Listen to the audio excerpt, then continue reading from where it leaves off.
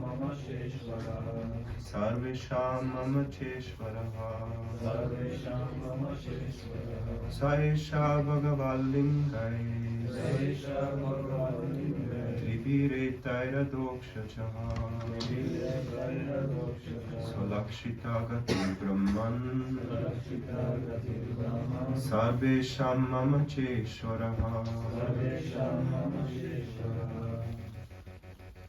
Saesha bhagavāḻ liṅgais. Saesha bhagavāḻ liṅgais.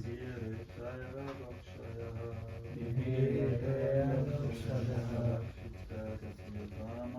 svalakṣita-gatir brahman. Sarveṣāṁ mama ceśvaraḥ. Saesha bhagavāḻ liṅgais. Tribhir etair adhokṣajaḥ. svalakṣita-gatir brahman. Sarveṣāṁ mama ceśvaraḥ.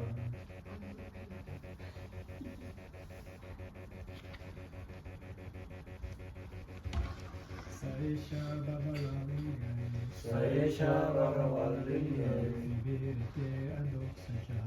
Tribhir etair adhokṣajaḥ.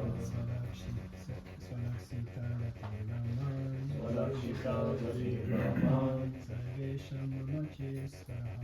Sarveṣāṁ mama ceśvaraḥ. Any ladies would like to chat? They're busy. So word for word translation. Saha, he, Eshaha, this, Bhagavan, the personality of Godhead, liṅgais, by the symptoms, tribhir, by the three, etair, by all these, adhokṣajaḥ, the Superseer, transcendence, svalakṣita, veritably unseen, gatir, movement, brahman, O Nārada, sarveṣāṁ, of everyone, mama, mine, cha, as also, ceśvaraḥ, the controller. Translation and purport by His Divine Grace, HG Bhakti Swami Prabhupada ki Jai. O Brahmaṇa Nārada, the Superseer, the transcendental Lord, is beyond the perception of the material senses of the living entities, because of the above-mentioned three modes of nature. But He is the controller of everyone, including me. Purport. In the Bhagavad Gita 7:24-25, the Lord has declared very clearly that the impersonalist who gives more importance to the transcendental rays of the Lord as Brahmajyoti and who concludes that the absolute truth is ultimately impersonal and only manifests a form at a time of necessity is less intelligent than the personalist, however much the impersonalist may be engaged in studying the Vedanta. The fact is that such impersonalists are covered by the above-mentioned three modes of material nature. Therefore, they are unable to approach the transcendental personality of the Lord. The Lord is not approachable by everyone, because He is curtained by His Yogamaya potency. But one should not wrongly conclude that the Lord was formerly unmanifested and has now manifested Himself in the human form. This misconception of the formlessness of the Supreme Personality of Godhead is due to the Yogamaya curtain of the Lord, and can be removed only by the Supreme Will, as soon as the conditioned soul surrenders unto Him. The devotees of the Lord who are transcendental to the above-mentioned three modes of material nature can see the all-blissful, transcendental form of the Lord with their vision of love in the attitude of pure devotional service. Om Jnana-timirandhasya Dhananjana Shalakaya Chakshurunmilitam Yena Tasmai Shri Gurave Namaha Sri Chaitanya Manobhishtam Stapitam Yena Bhutale Swayam Rupa Kadamayam Dadati Svapadantikam Vandeham Shri Guru Shri Yuta Padakamanam Shri Guru Vaishnavangscha Sri Rupam Sagrajatam Sagana Ragunatam Vitam Tvam Sajivam Sadvaitam Savadutam Parijana Saitam Krishna Chaitanya Devam Sri Radha Krishna Padam Sagana Lalita Sri Vishakhamritamscha He Krishna Karuna Sindhu Dinabandhu Jagatpate Gopesha Gopika Kanta Radha Kanta Namastate Tapta Kanchana Gaurangi Radhe Vrindavaneshwari Vrishabhanu Shute Devi Pranamami Hari Priye Vancha Kalpa Tarubhyascha Kripa Sindhu Evacha Patitanam Pavanebhyo Vaishnavebhyo Namo Namaha Jai Sri Krishna Chaitanya Prabhu Nityananda Sri Advaita Gadadhar Shivasadi Gaura Bhaktavinda Hare Krishna Krishna Krishna Hare Hare Hare Rama Rama Rama Hare Hare Namo Vishnu Padaya Krishna Prishtaya Bhutale Srimate Bhaktivedanta Swami Namine Namaste Saraswati Deve Gauravani Pracharine Nirvishesha Shunyavadi Pasyatadi Shatarine.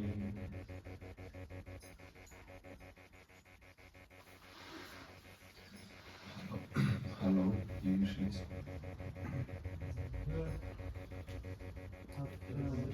Half an hour, including question answer. Good. So the verse changed. I was preparing myself a little bit mentally with 22, and this is a little bit different subject matter, so I just tried. Just try to say something to this in connection to what he said in the purport. In this section of Bhagavatam now, Brahma is speaking to Narada. Brahma is very important for us. We are in the Brahmana Nārada. So he's basically the father of our school, of our Sampradaya, the founder, Acharya. Prabhupada is the founder Acharya of ISKCON, and Brahma is the founder Acharya of the Brahma Mata Gaudiya Sampradaya. And of course there's not only our line, but there's many streams coming from this source of Brahma.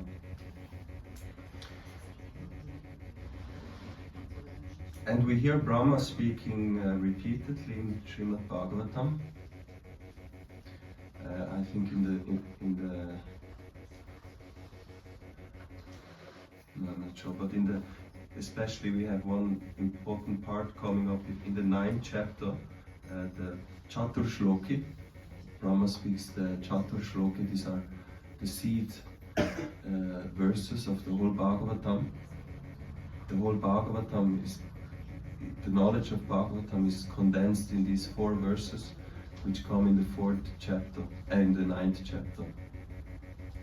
So it's a very important section. It's quite philosophical section, and therefore I thought to speak a little bit about the context first. In Srimad Bhagavatam we have 10 subject matters which are discussed, 10 different topics, and one of them is Sarga. It's actually the first mentioned. Sarga means creation, and what we hear in this section of Bhagavatam is exactly the topic of Sarga, creation.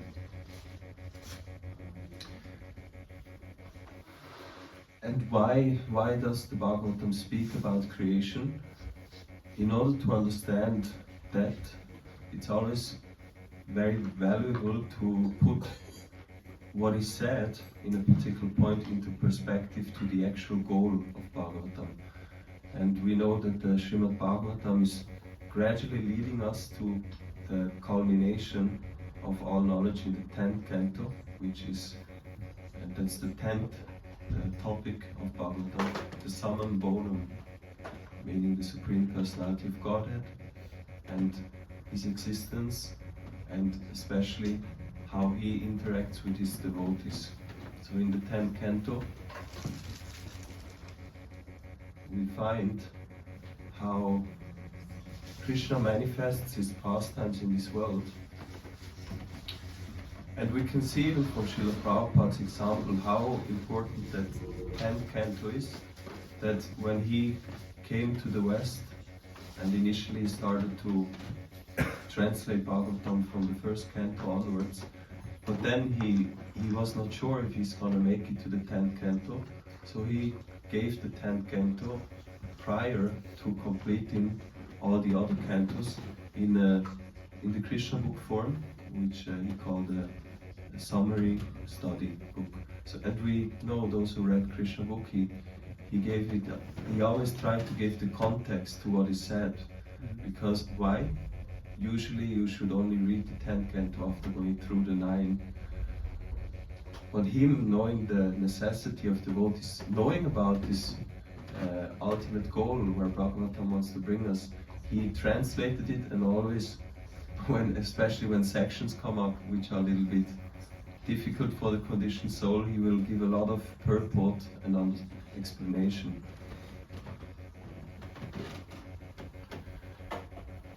So that even this topic of creation is trying to lead us to the ultimate understanding that Krishna is the Supreme Personality of Godhead and that we are meant to surrender unto Him.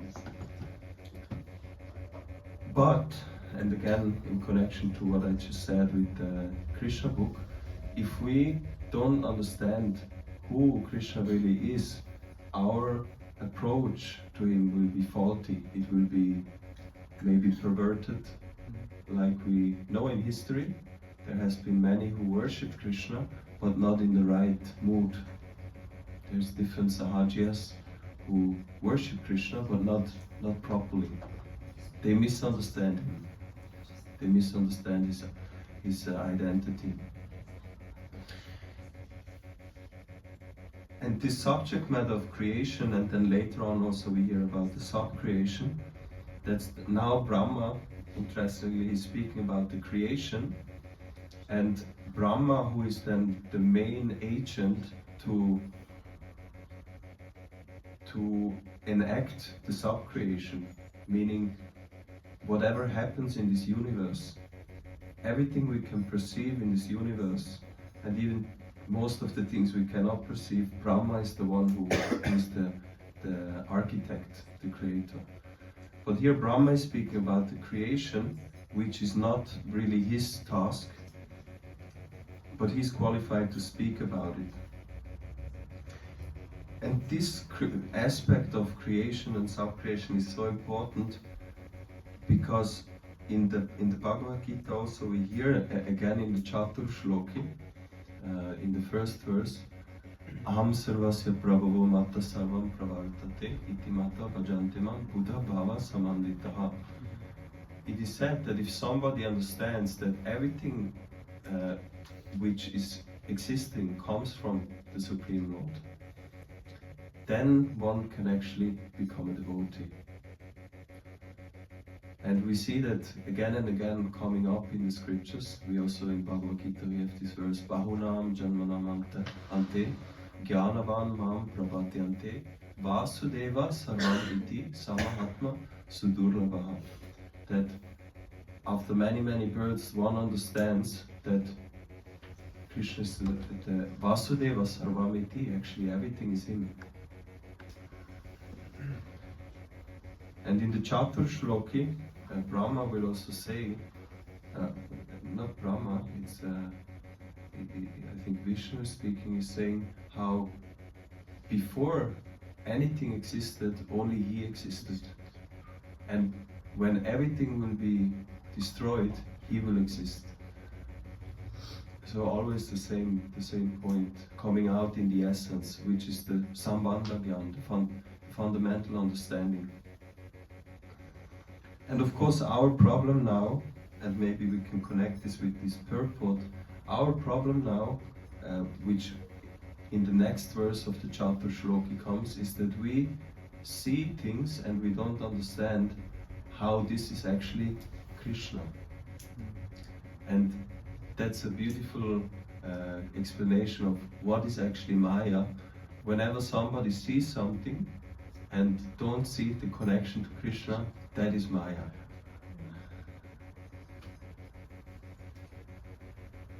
That's a very simple explanation. And Maya is keeping us in this grip, in this material world. As long as we have this consciousness that actually there is something separate from the Lord, then we will be bound by her energy. And in this verse it speaks about this material energy, especially the three modes of nature. And these three modes of nature are the cause. We know the guna literally means the ropes. They bind the living entity. And there's three ropes, the sattva gun, the raja gun, and the tama gun. And some of the ropes they are short and tight, and some they're a little longer, but all of them are ropes. So the sattva gun, even though it gives more freedom, still you're bound. Sometimes when we go to India we see cows, they are bound by a rope, and then they put the end of the other rope with a iron nail into the ground, and then they are allowed to graze in a certain circumference. And so they have some freedom, but it's very limited. And in a similar way, also we living entities in this world, we have some freedom, but not everyone the same. Some they have more, some they have less. If you look at the trees, they have very little freedom, because they are covered mostly by tamagun, so they cannot move freely, and they cannot, at least to the human beings, they cannot express themselves so nicely. I think they can speak amongst each other. There is a communication system with trees.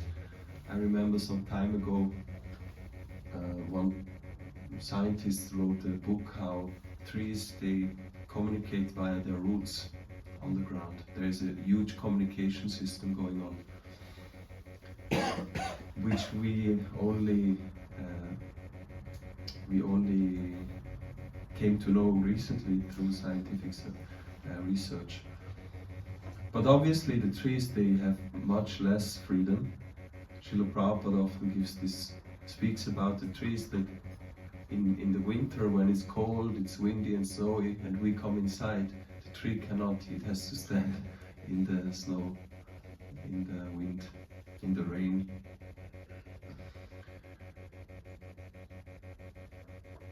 Rajagun is already a little more freedom.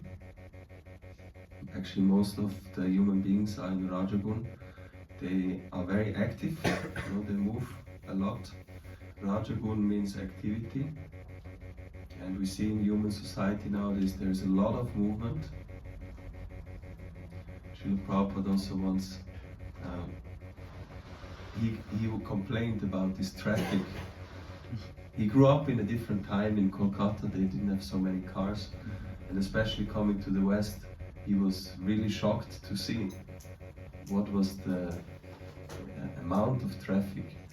There is some nice letters when he came to the US and he wrote back to India, and very surprised he says to some of his devotee friends that it's amazing, everyone here has enough money to buy a car, and everyone, even the husband, the wife, everyone has their own car and to drive around. So for him that was very extraordinary. In India only a few had cars, and mainly they used bullock carts and other kind of, how you call it, tongas. Rickshaw. Yeah. Tonga, no? Or Tonga. I'm not sure. Rickshaws. Rickshaws also, yeah. And Prabhupada, he commented to one of his disciples, why they have to move here and there, can't they just meet in one place? And I was reflecting often about this comment he made. We know Prabhupada had very profound understanding, because as a pure devotee having the absolute vision, he can penetrate through the whole nonsense in a second and bring the essence to the point. And reflecting on that statement, can they not just meet in one place? We see traditionally that there used to be marketplaces in every village, and that's how people would move. They go to the marketplace and they know everything is available there, and then they go home, and usually they have their workplace at home, and in this way the movement becomes very restricted and limited. They don't have to move so much. And Prabhupada also often said, you know, what kind of life is this? You get up early morning, you drive 1 hour, 2 hours to your work, you work for 8 hours or more, and then you drive back 2 hours, and once you're back, you're so exhausted that you just eat and watch little television and sleep, and then next day again. Pointing out that this is an illusion. This Rajagun is keeping us in an illusion. We think that we have more freedom. Yeah, we have airplanes, we can go by train and cars and travel and move around, do so many things. But factually, the gunas are keeping us still bound in this illusion. Even though it appears to us that we have more freedom. And that is a problem in today's world. We make advancement. Scientific advancement leads to then economic advancement, and this leads to so many other kinds of advancement, and we are advanced materially. But if we look from a philosophical perspective, that advancement means nothing else but the increase of Rajagun. And the increase of Rajagun means increase of Maya. That we don't understand who we are. And then the Sattva Gun, even though very much elevated and pure, it still binds us. In the Bhagavad Gita, Krishna says, knowledge and happiness, the two main experiences we get in life, and they bind us. In Bhagavad Gita, it's also then, because the gunas can be a little bit abstract for us. Of course, we can put them, we can analyze how they manifest in the world, and in this way understand the gunas better. In the Bhagavad Gita, this concept of Maya is nicely explained a little further by Krishna. He says that the essence of illusion and what the gunas basically do, they put us into duality. Dvandva mohena bharata. So especially Rajagun and Tamagun, what they do, they create this duality in our conception. That this is good and this is bad. This we want, this we don't want. And Krishna says that duality is the cause of our being bound in Maya. Why? Because as long as we have this conception of good and bad, the essence of what is Maya, that we cannot see the Lord behind this, that's what's happening. So if I say I don't want this, but I want this, that means in some way I don't see Krishna behind. I don't see the divine nature behind.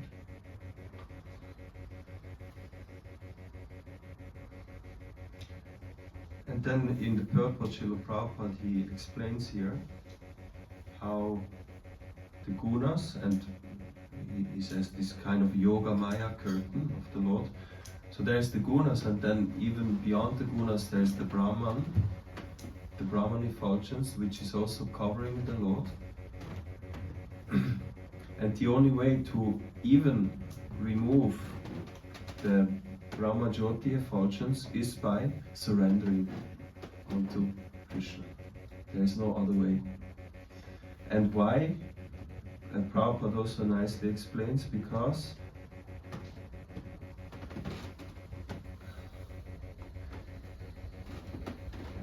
this misconception of the formlessness of the Supreme Personality of Godhead is due to the Yoga Maya curtain of the Lord and can be removed only by the Supreme Will as soon as the conditioned soul surrenders unto Him. The gunas, and now I will do a little bit of speculation because I couldn't really philosophically prepare, but I think the gunas, we know that Shiva and Shiva is responsible for the material nature, and Durga. So we can overcome the gunas, and we hear from elevated spiritual personalities, they can come up to the level of Brahmajyoti.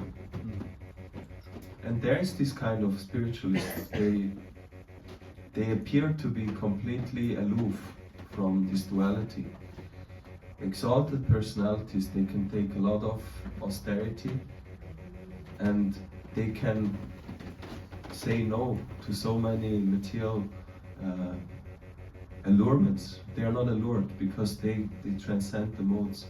But they get stuck in this level of Brahmajyoti. They think that now this is the end.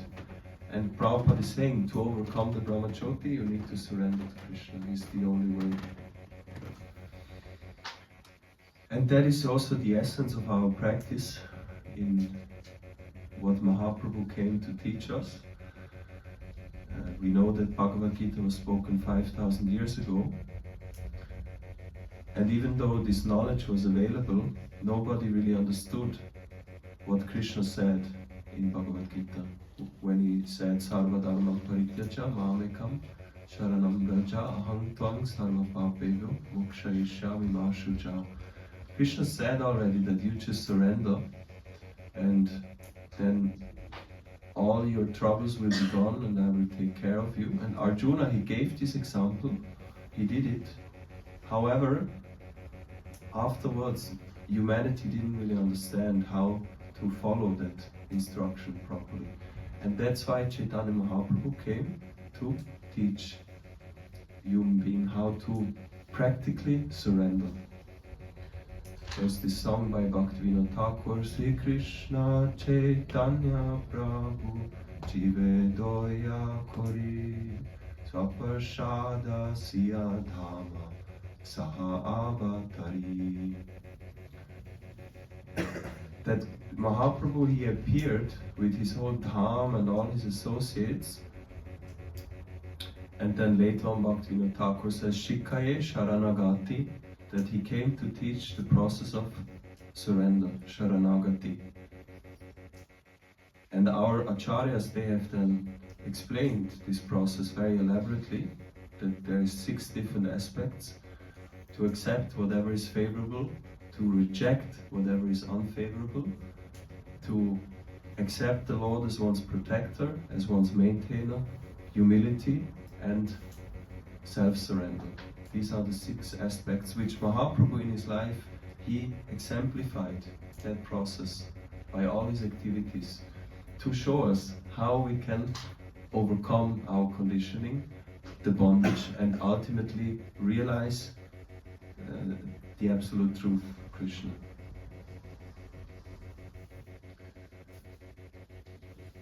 And this is what we try to do, to surrender. Our whole life is a practice, and we always, if we are sincere, we should always again come back to these 6 aspects. They are very practical. We can always ask ourselves in life, when we have a question, should I do this? Should I do that? We can reflect about these 6 aspects. Is it favorable to my devotion, or is it unfavorable? And naturally we need guidance for this, of devotees who are more advanced, pure devotees who can tell us, okay, because sometimes we also misconclude, and they can tell us, okay, this will be good for you, or this is not good for you.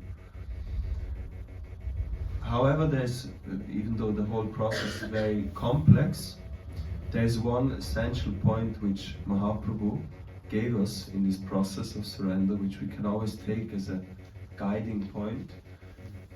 One is the chanting. What will help us to chant the holy name constantly?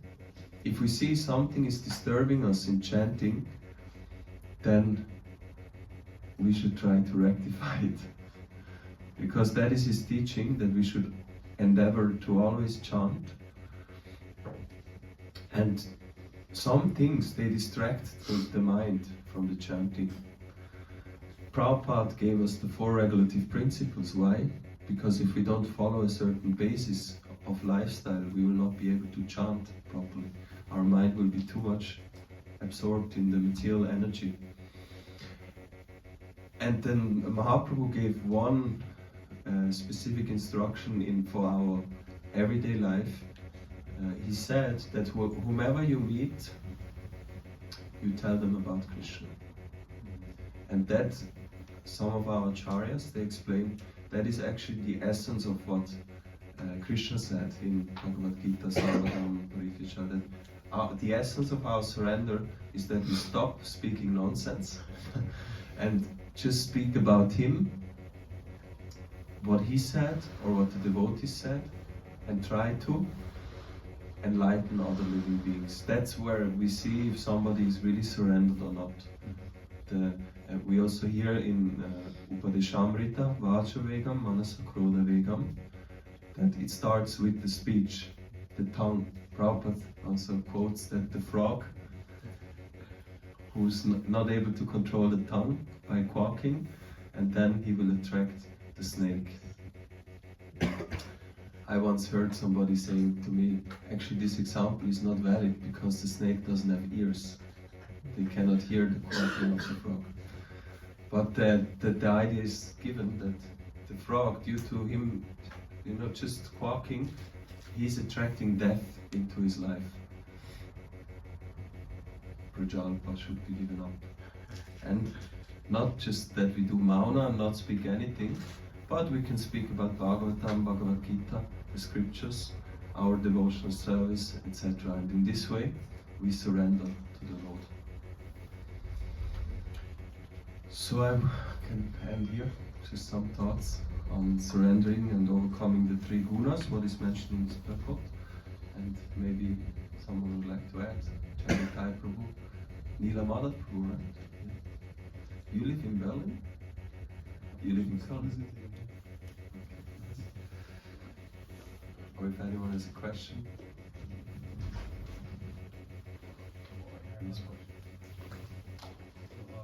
Thanks a lot for your lecture. I just wanted to know, since we all are living in the energy of Lord Brahma in this material world, so since we are living in this material world, aren't we bound by 3 modes of nature? Sorry? Since we are living in this material world, aren't we bound by the 3 modes of nature? Yeah, we are. So how do we, again, if we want to go past the Brahmachari, it is important for us to overcome all these things. Yes. Living in this material world, how do we overcome? Yeah, good question.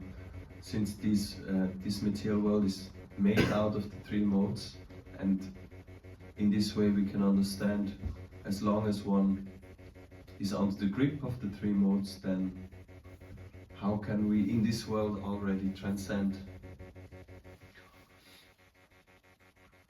That would mean that everyone who comes within this world is under the 3 modes, Prabhupada, even Krishna. But of course we hear in the scriptures how when the pure devotee and Krishna comes, he's not under the Mahamaya, but Yoga Maya. And in a similar way, if we transcend, if we surrender, we can also, instead of being under the control of Mahamaya, turn to the Yoga Maya. Prabhupada gives this example of, it's the same energy which can heat and cool. We have this experience that electricity can heat a room by empowering a radiator, And it can also cool a room by empowering a AC, same energy. And it's all the Lord's energy, so it can bind you or it can help you to serve the Lord.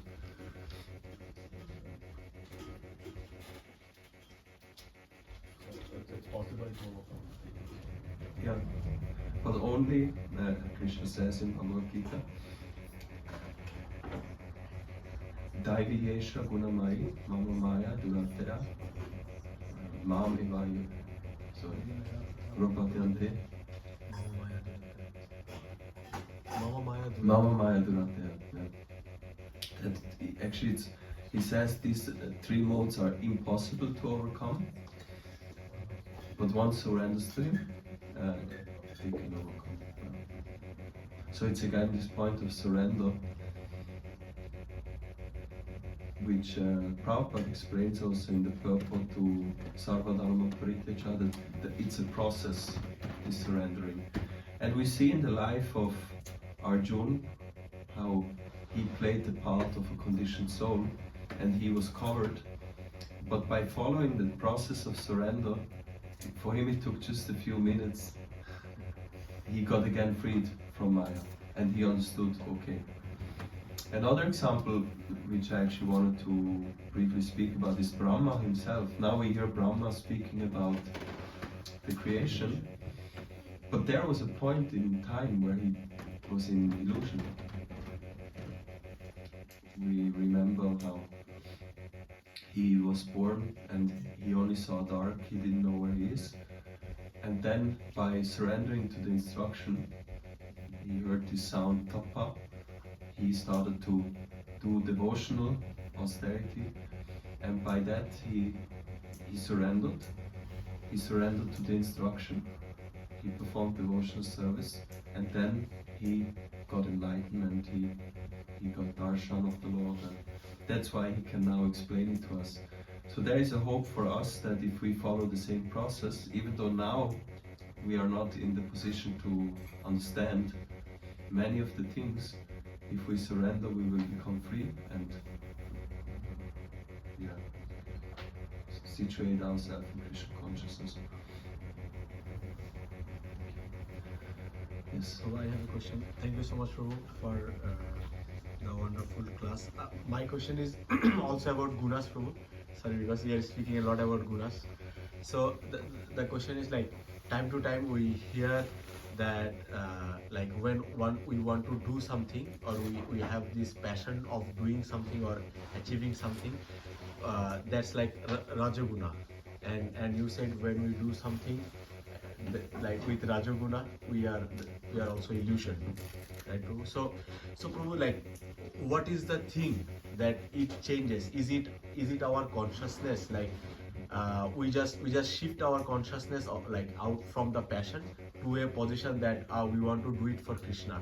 So that basically moves or takes us from the Rajaguna to Sattaguna or Suddha Satta. Like, what is the thing that which changes or transcends or takes us from the Rajaguna level to the upper level, bro? So what is the practical way to do such things, bro? Like,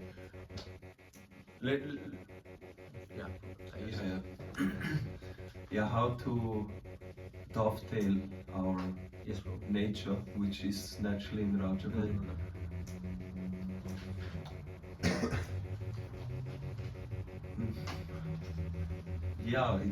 It doesn't mean that all activities in the Rajaguna. That's not necessarily the case. Again, if the pure devotee acts, Prabhupada acted a lot, no? He was very active, he moved around, he was a jet setter like no one else, but it was not in Rajaguna, it was pure devotional service. And we have to just dovetail our tendencies with the service to the Lord. So whatever inclinations we have, we can connect to the Lord. So nothing is a problem as such.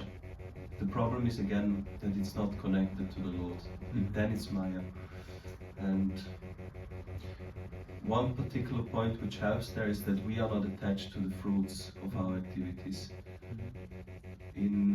Later on in the Srimad Bhagvatam, there will be a nice, very technical explanation how the creation happens, how the modes unfold into reality. And there it is said that the goodness creates our mind, the passion creates our senses and intelligence, and the tamagun creates our elements.